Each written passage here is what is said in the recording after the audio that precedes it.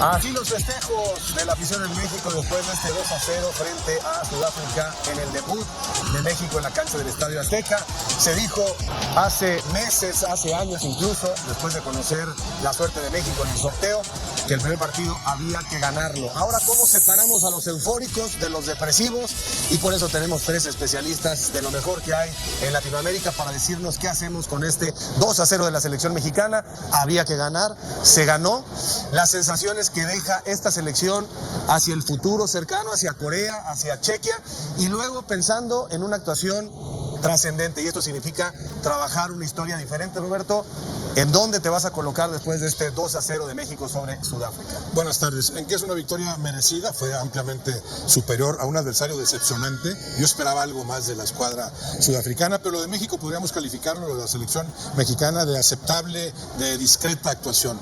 Dejó de hacer muchas cosas, incluso con un hombre más en la cancha. Aquí no había mucho que poner en riesgo, no había cómo poner en predicamento esta victoria ante un adversario tan frágil, pero sí creo que ante coreanos y checos tendrán que elevar su nivel si quieren librarla. Ya no digamos después, porque en la siguiente fase estará el equipo mexicano. A mí me contaron que México tenía que ser dinámico, intenso, no lo vi un fútbol espeso, atascado un poco. No hay que olvidarnos de una cosa, Sudáfrica te hace una invitación muy generosa, casi imperdible, para hacer el primer gol. El primer gol es una necedad de los sudafricanos de salir con la pelota controlada, embiste Lira y se la deja a Quiñones, cuando México sí tenía cierto dominio, pero no era claro. No, y aparte de eso, le estaba comentando al Tuca que con 10 jugadores, 10 jugadores, no se cansaron los africanos, nos apretaban con 10 jugadores, es decir, si estábamos esperando que físicamente iban a mermar, no fue así, siguieron corriendo. Inmejorable la actuación del equipo mexicano, es decir, cómoda, contentos, los cambios ideales, el cuadro que se le presentó a México fue sensacional, debutaron a Mora, jugó Armando González, es decir, hizo soñada la presentación del equipo mexicano. Ahora competitivamente nos falta un montón, porque jugamos ante un rival que dio muchas ventajas en todo sentido, en la salida, regalando balones al contrario.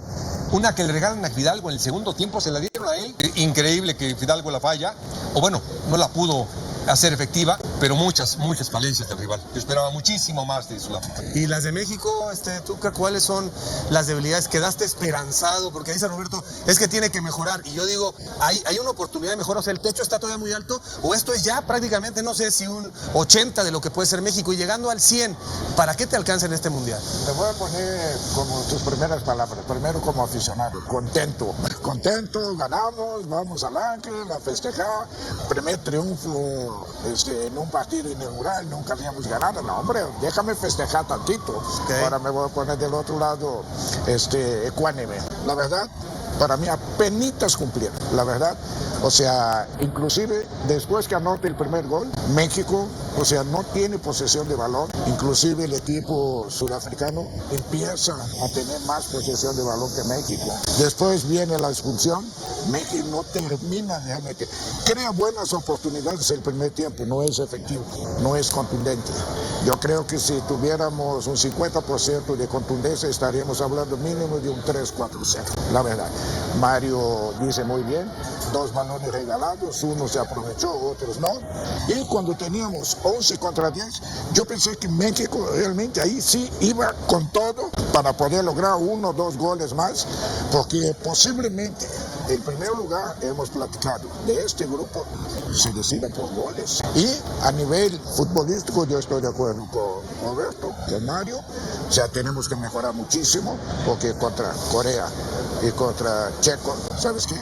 Con este nivel no alcanza. Yo vi una especie de interrupción en el progreso que venía manifestando el equipo mexicano en su desempeño. Este adversario hoy fue más cómodo que muchos de los que enfrentaron en encuentros de preparación y en los que se vio mejor el equipo mexicano. Entiendo que el escenario cambia, ya no vimos al Ryan Gutiérrez tan desparpajado, tan eficiente, tan pulcro en el manejo de la pelota como veníamos viéndolo, tampoco a Fidalgo. Entiendo que el escenario cambia, pero el adversario tenían que percibirlo muy pronto, estaba mucho más cómodo como para desarrollar tranquilamente tu fútbol. No es que se viera presionado el adversario, se vio muy limitado, corriendo demasiados riesgos en la salida para cuando roba ese balón Lira, que capitaliza muy bien Quiñones, ya habían estado a punto de robar 2 balones similares los mexicanos. Entonces, un adversario muy cómodo, más allá del triunfo que claro que refresca el ambiente del equipo mexicano, el haber interrumpido ese progreso que venía manifestándose, me imagino que ellos lo sienten que no jugaron como venían jugando, no prolongaron esa mejoría, y ante coreanos y checos estarían obligados a hacerlo. Tensión, ¿no? Yo creo que hay tensión que no terminan por encauzar correctamente en el primer tiempo. 3 estampas del partido, 3 circunstancias. Primero, el gol que el fútbol y la vida le dan a Raúl Jiménez después de 3 mundiales seco. Ahora moja, llora porque se acuerda de su papá, llora porque se acuerda lo que le ha costado la titularidad siendo suplente de Oribe, del Chicharito, de Henry.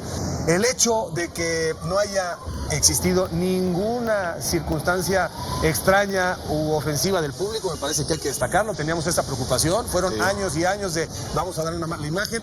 Y el tema de Brian Gutiérrez, a mí me llama mucho la atención porque sí es cierto que es un jugador que la línea de pase clarifica, creo que maneja muy bien tiempo y distancia, pero sentí que estaba, digamos, muy ansioso, ¿no? A veces impreciso, pero sí creo que fue una vía. En el primer tiempo hacía una mala y una buena, pero fue una vía que le permitía descargar al equipo mexicano cuando no había la pasada o cuando no había el retorno, el descenso de Jiménez. Y lo último, Quiñones se dejó satisfecho, ¿no? Quiñones cumplió, pero te voy a decir por qué. Aparte estoy de acuerdo con lo que acabas de mencionar. El rival te juega con una línea de 5. ¿Sí? 5 defensas. Cuando sube Gallardo y sube, por ejemplo, Alvarado, Raúl, Quiñones y Brian, quedan 5 contra 5, 3 contra 3, mano a mano. Cualquier movimiento de Brian al centro iba a recibir solo. Cualquier movimiento de Julián parecía Pelé. Si daban 2 pasos al centro, recibía solo. ¿Y qué? Porque la defensiva tácticamente fue tan mala de Sudáfrica que los dejaba recibir, les dejaba espacios, y el equipo mexicano sí estuvo ansioso por la incertidumbre, por el nerviosismo de la Copa del Mundo. Por supuesto se querían comer el balón. La jugada número 1 al minuto 8, donde Reyes centra y de primera intención Raúl da con la izquierda, fue un jugador del equipo mexicano de lo mejor. Después México tiene que mejorar un montón, porque todas las ventajas que dio esta defensiva no se le va a dar ninguna selección. Ninguna selección en la Copa del Mundo. Esto fue un regalo. Por eso te decía, México tenía que haber metido 5 y 6. Tenía que aborazarse, tenía que ir encima. No pudo ni salir con la pelota dominada. No pudo generar, cuando tuvo superioridad numérica, ninguna acción de gol. Todas las acciones fueron generadas por el rival. ¿Y tácticamente le faltó a Aguirre ser más agresivo? Falta mucho trabajo, mucho trabajo, la verdad. O sea, yo entiendo que muchos jugadores llegaron a penitas ya, faltando 10 días y esto, pero falta mucho trabajo de coordinación y salir de atrás.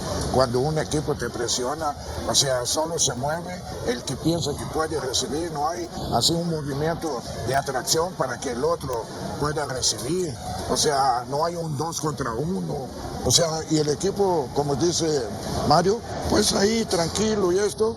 Y nosotros, pues, los que tocan más balones son los 2 centrales. O sea, entonces los medios y los delanteros, pues, la verdad, o sea, siempre están, o sea, cuando va a jugar para adelante. Y como dice Mario y Roberto, con un equipo que daba todas las posibilidades de hacerlo. Pero yo noté que sí, falta mucho trabajo de coordinación para salir jugando de atrás. Estoy de acuerdo contigo, Roberto.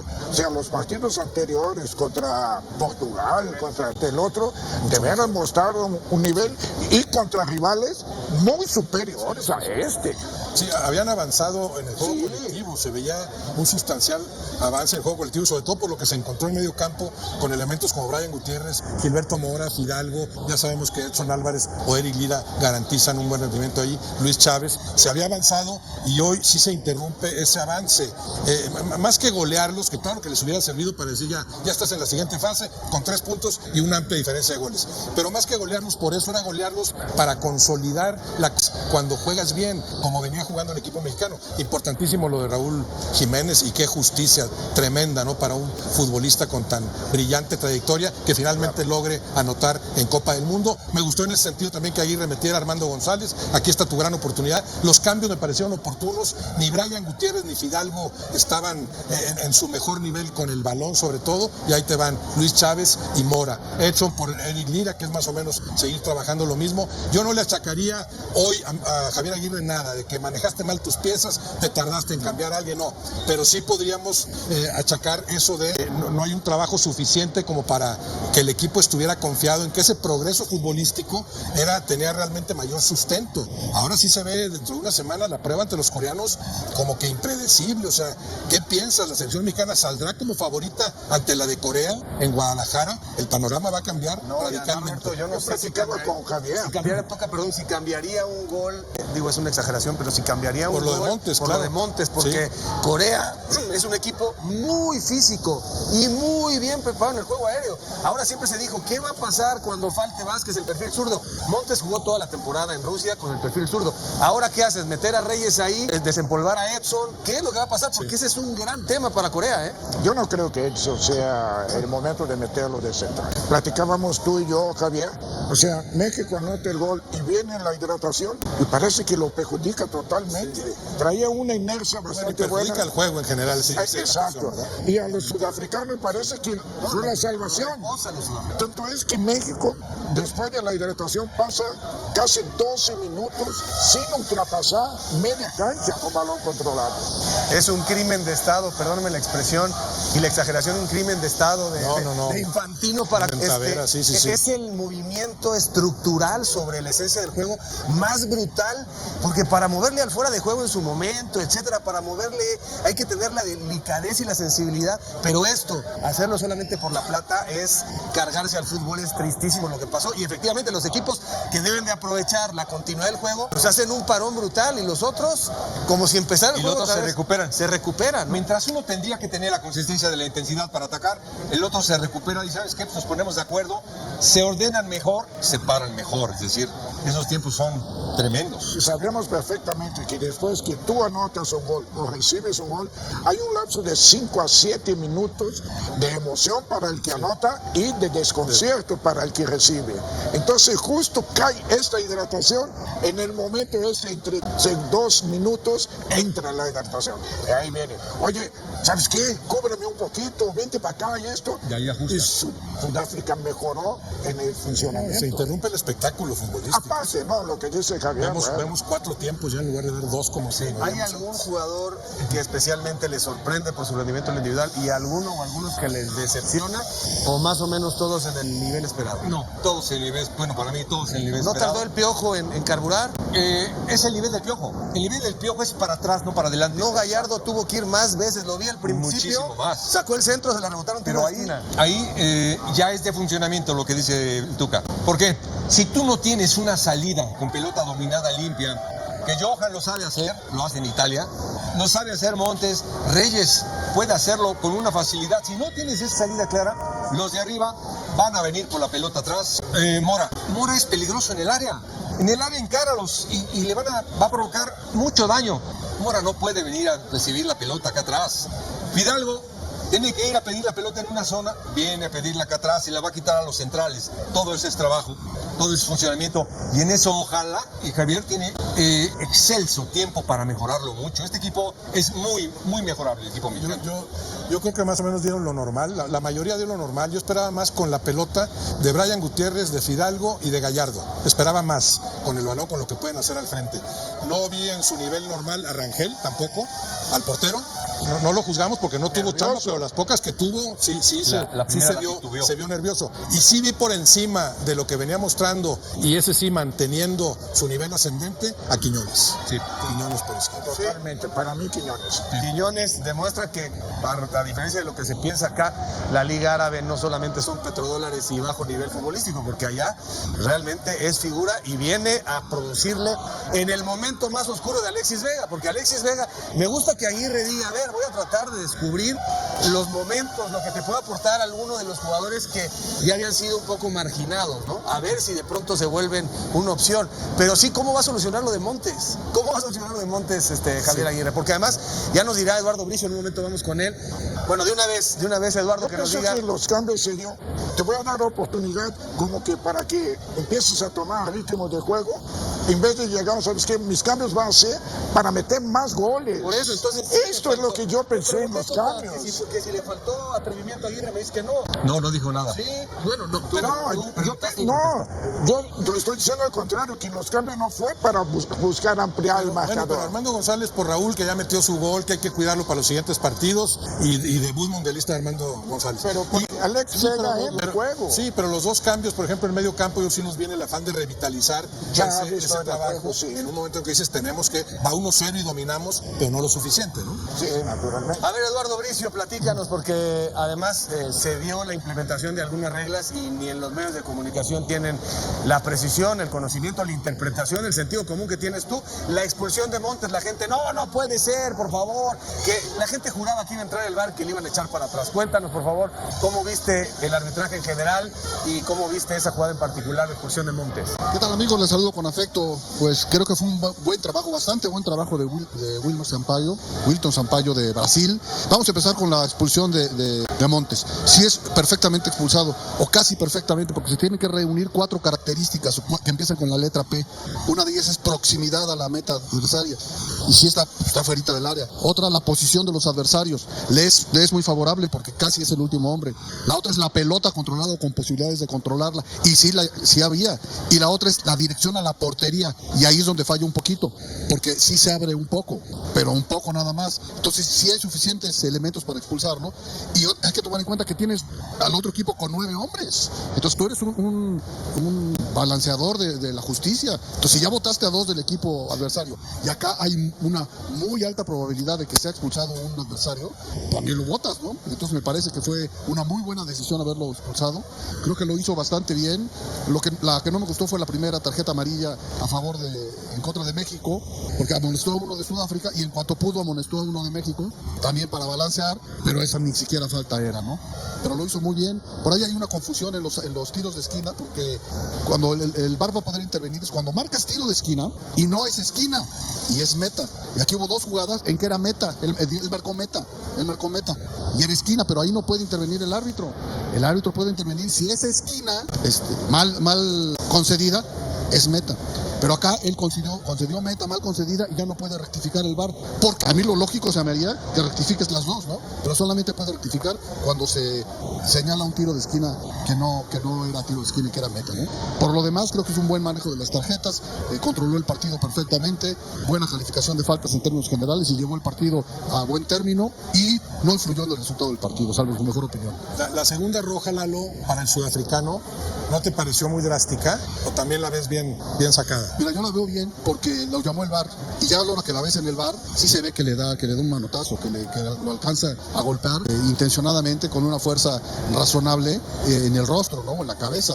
Entonces eso no lo pueden permitir. Esta fue una buena expulsión, VAR de por medio, ¿no? Me pareció adecuada, todas las 3 expulsiones me parecieron adecuadas, y creo que salió con banderas desplegadas, y podemos estar hablando más de fútbol que de arbitraje, porque hizo muy buen trabajo en términos generales este árbitro brasileño, ¿no? Pudiera ser la presión que tanto la amonestación que tú mencionas y la expulsión de Montes como que compensó algo, ¿no? Pues ya te expulsé 2, ahorita tengo una oportunidad, ¿sabes qué? La saco roja. Sí. Y la amonestación también, ¿no? Ya, sí, no sé. La primera amonestación me pareció sí muy compensatoria.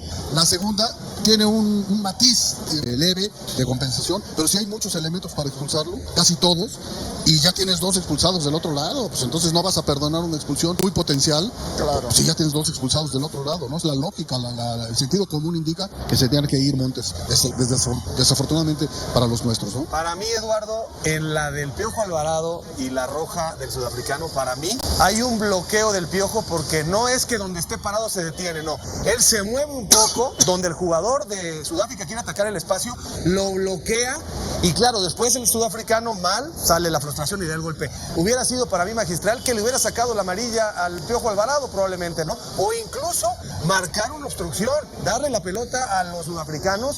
No sé si después ya el flujo de la jugada impedía que, una vez desarrollado el posible beneficio, no puede regresar, pero creo que jamás lo calculó. ¿No crees que el Piojo cometió una falta, o por lo menos un golpe que ameritaba amarilla? Sí, tienes toda la razón en cuanto a cometió una falta, una obstrucción con contacto que se debe haber sancionado con tiro libre directo a favor de los africanos, pero no, eso no obsta para que lo tenga había que expulsar por el puñetazo, ¿no? Entonces yo no creo que era amarilla para el Piojo, creo que era falta en contra del Piojo, pero la expulsión es irrefutable. Perfecto, Eduardo, muchas gracias. Y bueno, se tiene que cumplir 3 de las 4 P's, entiendo, ¿no? Se tiene que cumplir. De las 4 se tiene que cumplir Yo 3, entiendo porque como sea que tiene mayoría. que haber algo de las 4 y luego ya es relativo qué tanto hay de una, de otra. Si va hacia la portería, es el último hombre. Control de balón. No, control de balón, qué tan controlado, todo eso lo explicó muy bien Lalo, ¿no? Me parece. Bueno, parece que todo en paz y en calma. Hubo aquí hace unos 40 minutos, lejano a esta posición, algún enfrentamiento entre, supongo, gente que se manifestaba y la policía. Se ven imágenes de cómo se ataca un caballo con un policía adentro, con un policía arriba, pero aparentemente la Ciudad de México informará ahí un saldo blanco y continúen los festejos y que sean en paz. Mañana a chambear, a jalar, que este país necesita mucho eso, y después ya en la próxima semana otra vez al despapalle para lo de Guadalajara y Corea del Sur, si quieren. Vamos a una pausa y volvemos en Fútbol Picante, post de la victoria de México 2-0 sobre Sudáfrica.